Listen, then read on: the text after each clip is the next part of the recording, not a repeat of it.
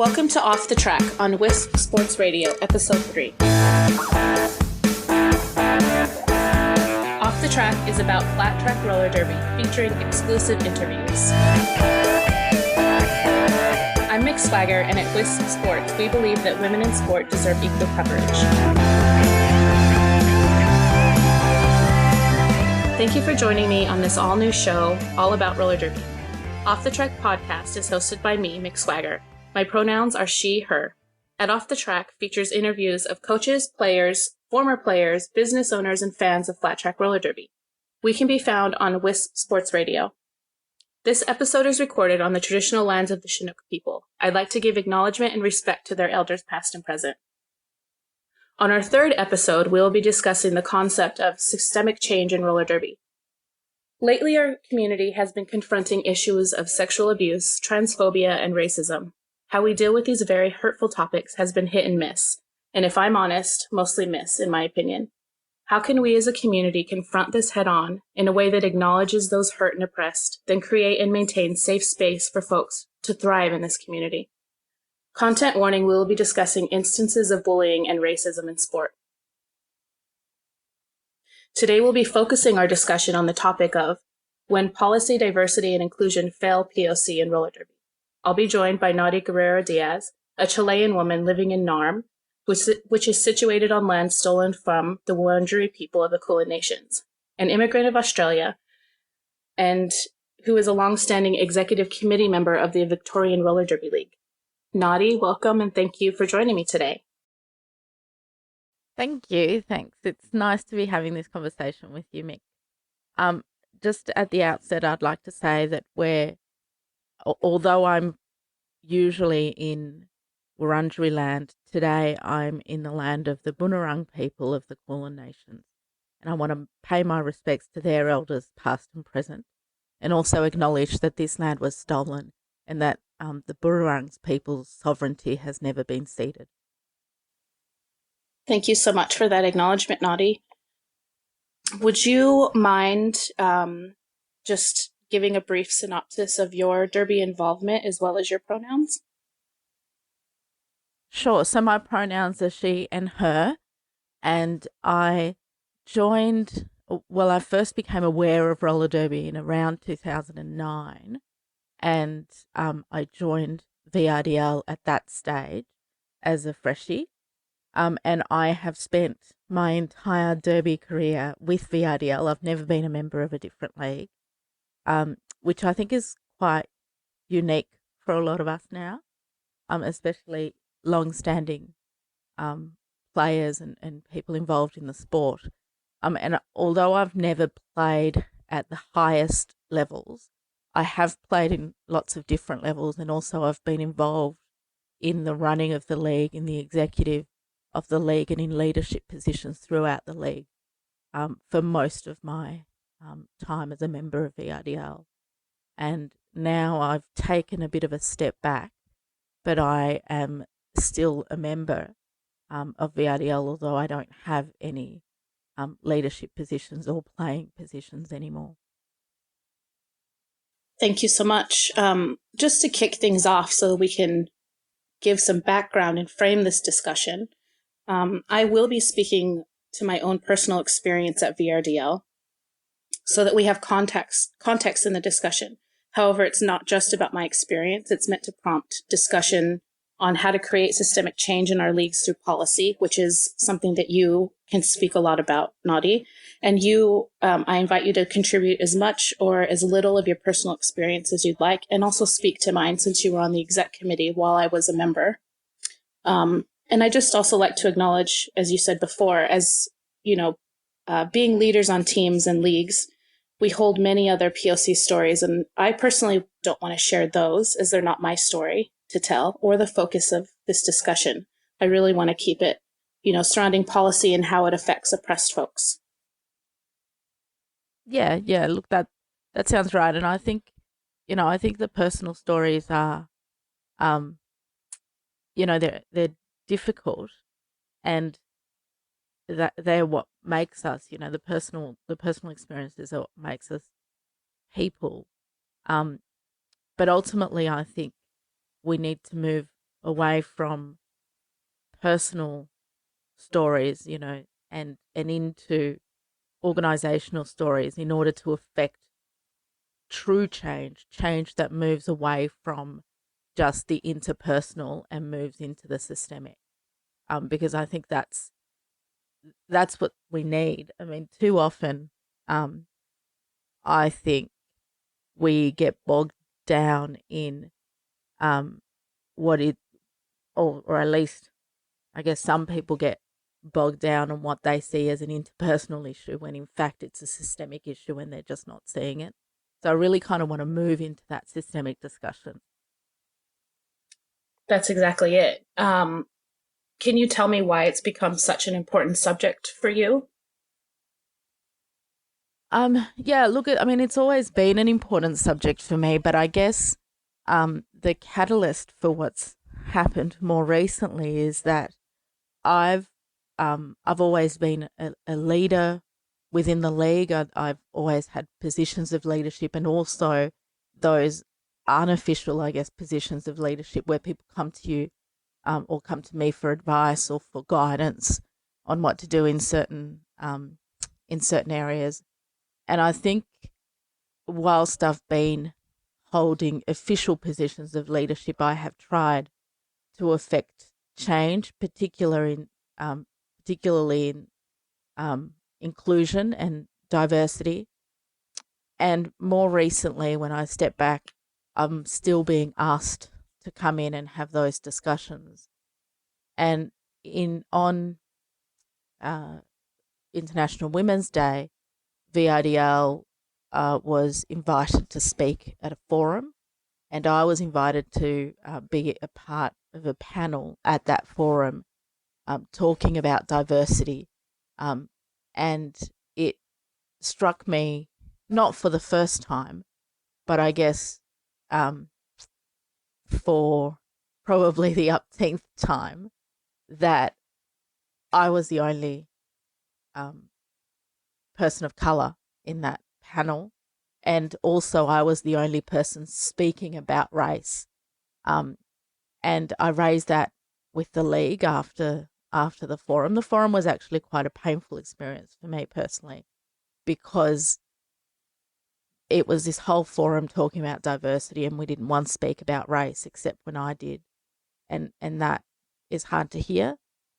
As a Latina, as a brown person, it's really difficult to yet again be the only person who's aware of race in the room.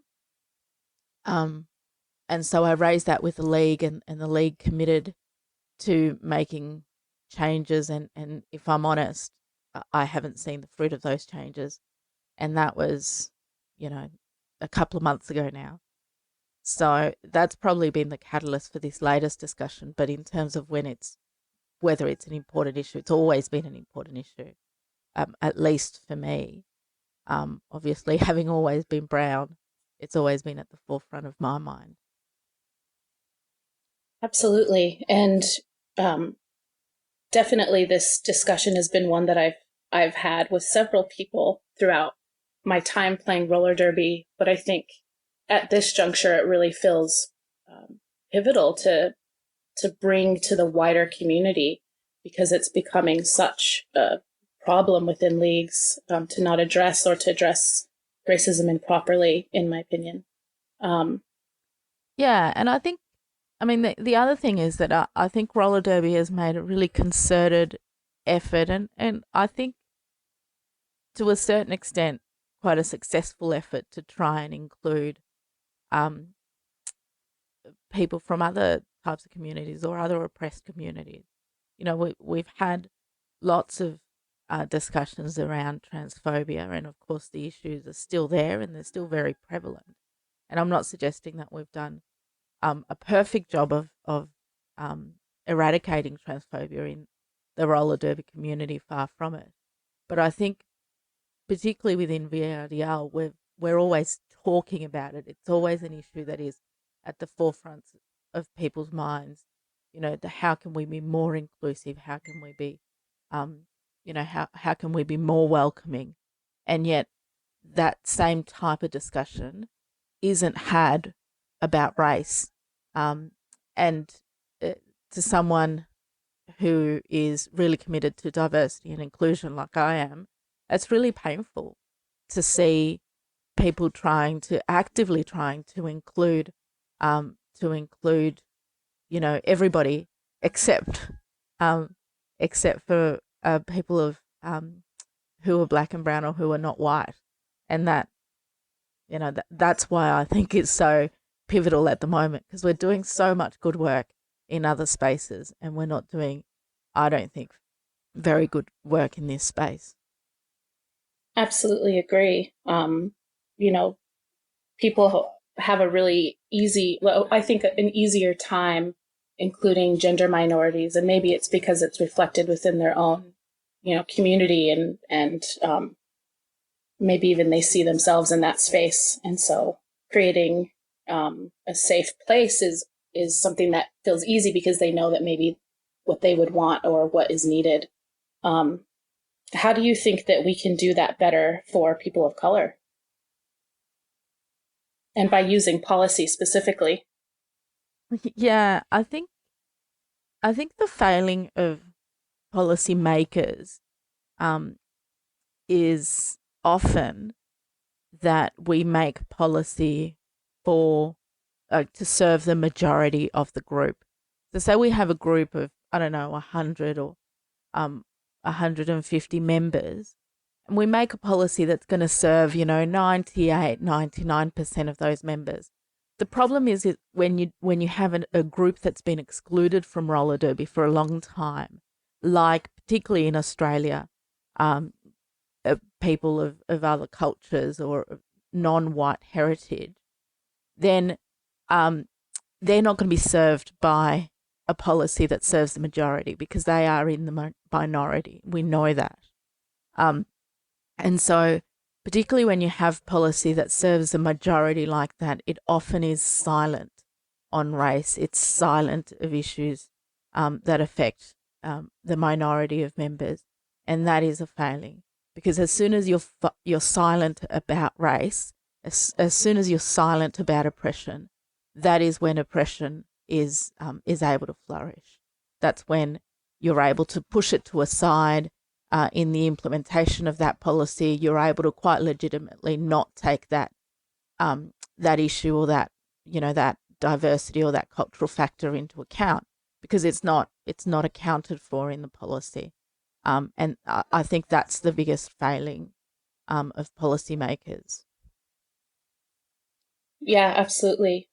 I think that you really nailed it there, pinpointed kind of something that is a discussion in Indigenous communities, and specifically when we were forming Team Indigenous, is making sure that every single member is heard and their opinion is known to the group.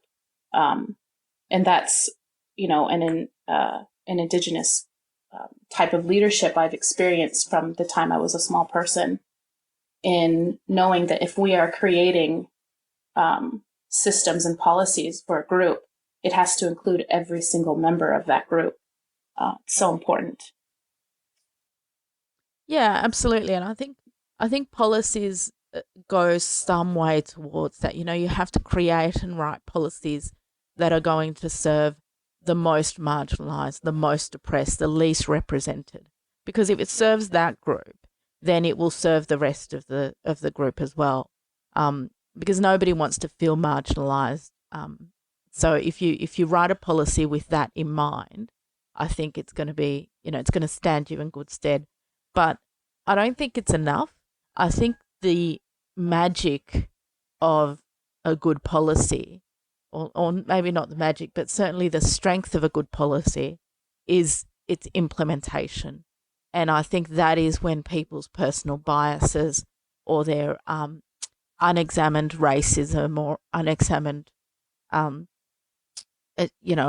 unexamined, I guess, cultural or personal experiences come to the fore. Because you can have a perfect piece of policy, but if it's implemented by people who are inherently racist, then it's going to be a racist policy, and it's only going to serve white people.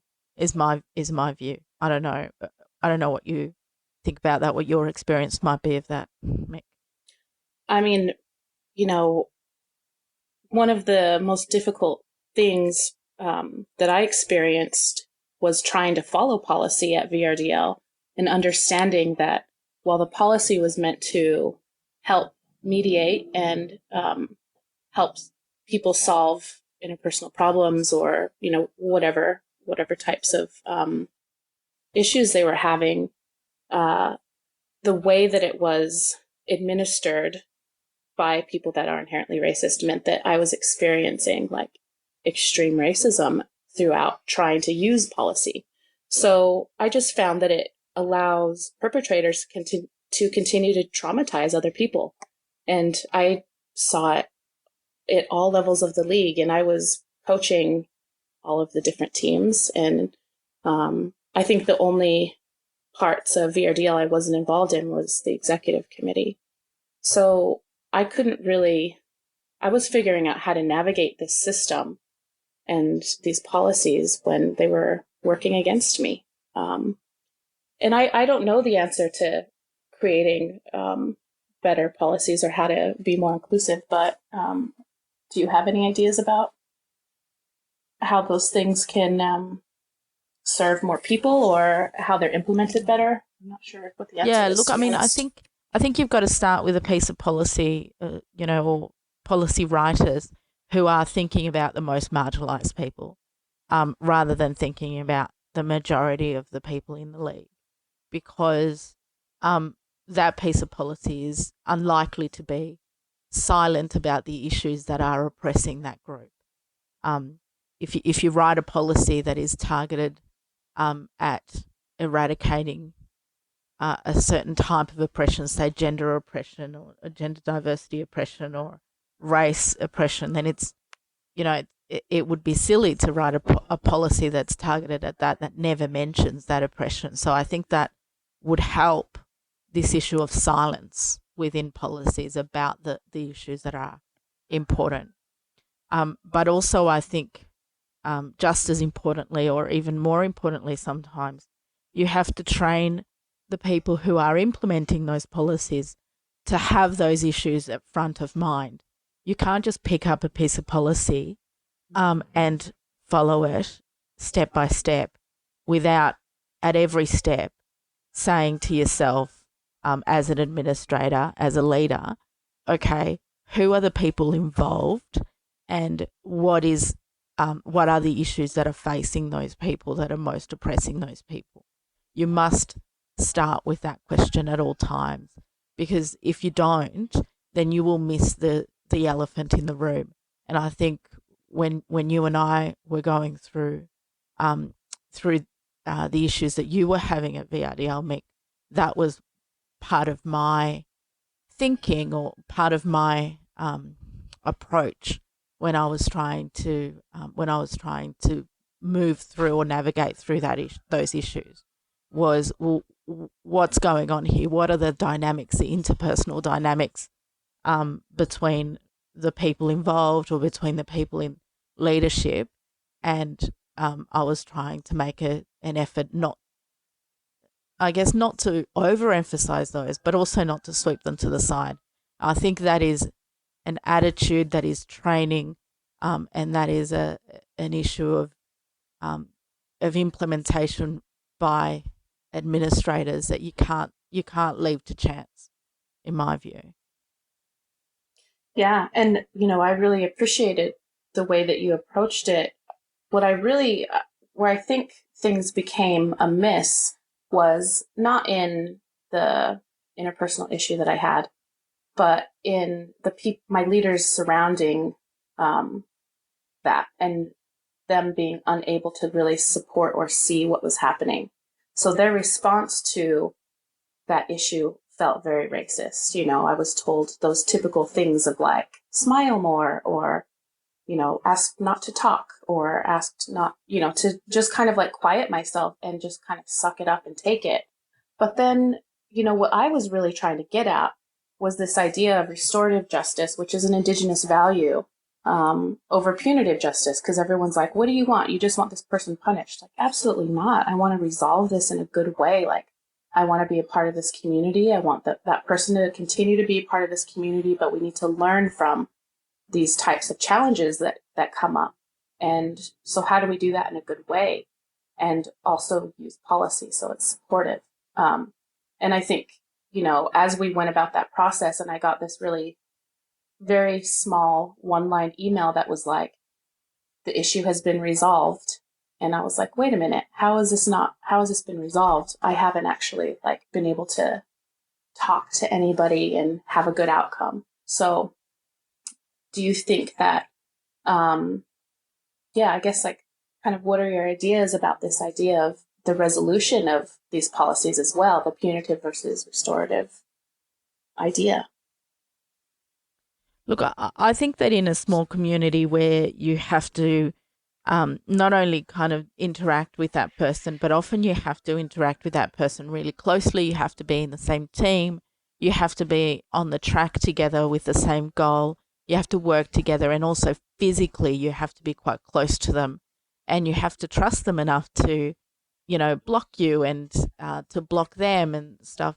I think you can't have policy that works towards punishment, because that doesn't work. And I agree with you entirely that you have to find a way to coexist with someone when you've had difficulties, and the policies need to be targeted towards that. But you can't do that unless people are made aware of the difficulties. If somebody's being racist, that doesn't necessarily mean that that they're doing that on purpose. Most of the racism that I've ever experienced has been experienced because people don't realize that they're being racist. White people tend to not realize that certain things are racist, and that's not because they're willfully ignorant most of the time. Even it's because we grow up in an environment, or at least in predominantly white countries, we grow up in an environment where white supremacy is the norm.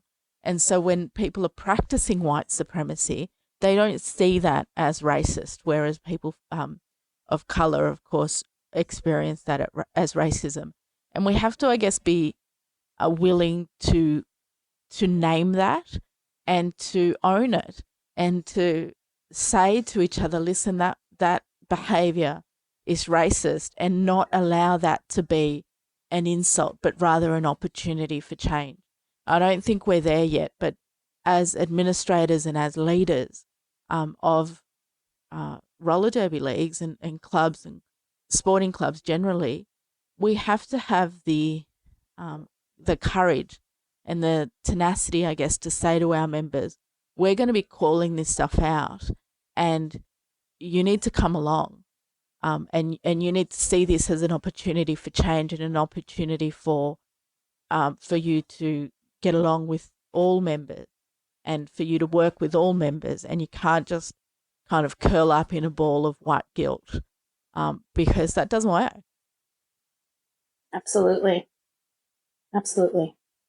Because POC, in order to thrive in this community, the space has to be as revolutionary as it is for white women.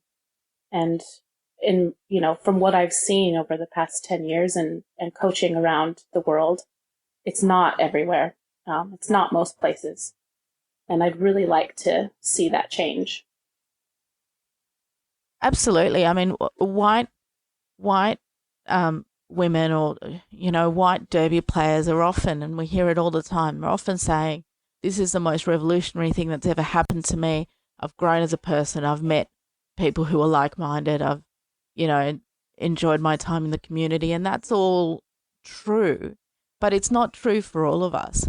This sport, or this community, it's not been the most revolutionary community that I've ever been in. It's not brought me, a myriad of new experiences, or even, like a big group of friends that I'm going to be lifelong friends with. I mean, you and I have had this discussion, Mick. I have very few true friends in roller derby that I've found. I have found roller derby to be a space where I need to navigate my identity carefully, because I have felt that at times I have been white enough for the group, that I've been, too outspoken or too angry or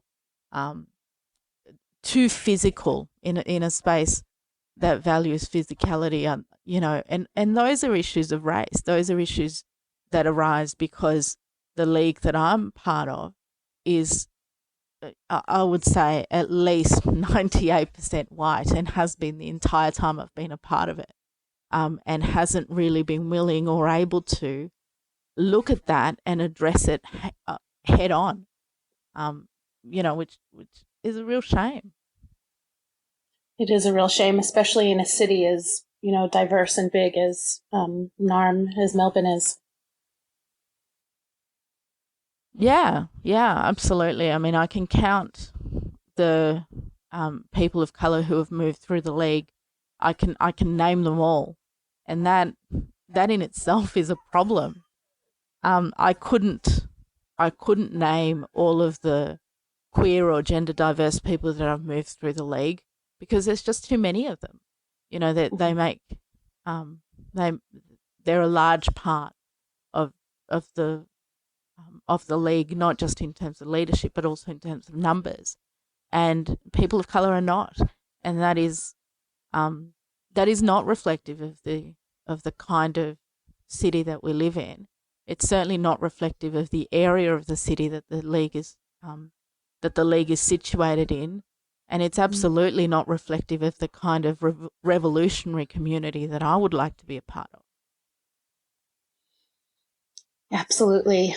I thank you so much for having this discussion with me, Naty. And, I really hope that this is a discussion that prompts other people to think and to talk about these ideas, and continue to grow our community, rather than be afraid of it. And, some things that I really have appreciated through our conversation as we've talked about this subject over the past 2 years, but specifically today, is really making sure that our policies reflect every single member of the community, the minorities in the community, and then they will work for everybody. I think that was a really great thought in there, and that's revolutionary in many ways. And also the idea of, restorative justice and not punishing people, but coming out of conflict in a good way together, having learned and having grown as individuals and as a community. So I thank you so much for this discussion today. Thank you. Thanks for the opportunity. I think it's an important discussion to have. So I would very much like to continue this discussion. I'm hoping that leagues will continue this discussion. And on this podcast over the next few months, and when I can invite other people to join, we'll continue to hit on this topic in various ways. So with that said, thank you so much, Naty, for coming today and for sharing your experience and trusting me with this discussion. I appreciate it. Thank you so much for joining us today and being open to hearing about policy, diversity, and inclusion as it fails POC and roller derby. To continue this discussion, Team Indigenous has been invited to RollerCon to participate in a bout versus Team Greece. We also have been given space to hold workshops. So we will be there hosting a panel discussion and workshop to address privilege and racism within our sport. Details are still being worked out, but please look for that announcement soon, and we would love for all those that are going to RollerCon and are going to be attending to join us in that discussion. I also want to acknowledge that today is Missing and Murdered Indigenous Awareness Day and share a few facts about that. I apologize for these facts being focused on Turtle Island, so-called U.S. focused. However, these are stats gathered by Missing and Murdered Indigenous USA, which is a nonprofit based here in Portland. There are many more stats for Canada and Mexico and other Indigenous lands in the world. This is just specifically centered on so-called USA. 5,712, the number of known incidents of missing and murdered Indigenous women in 2016. 84% of Indigenous women have experienced violence in their lifetime. To learn more on missing and murdered Indigenous, please go to Facebook to facebook.com/Team Indigenous to learn more on how you can get involved. Thank you so much for joining us today.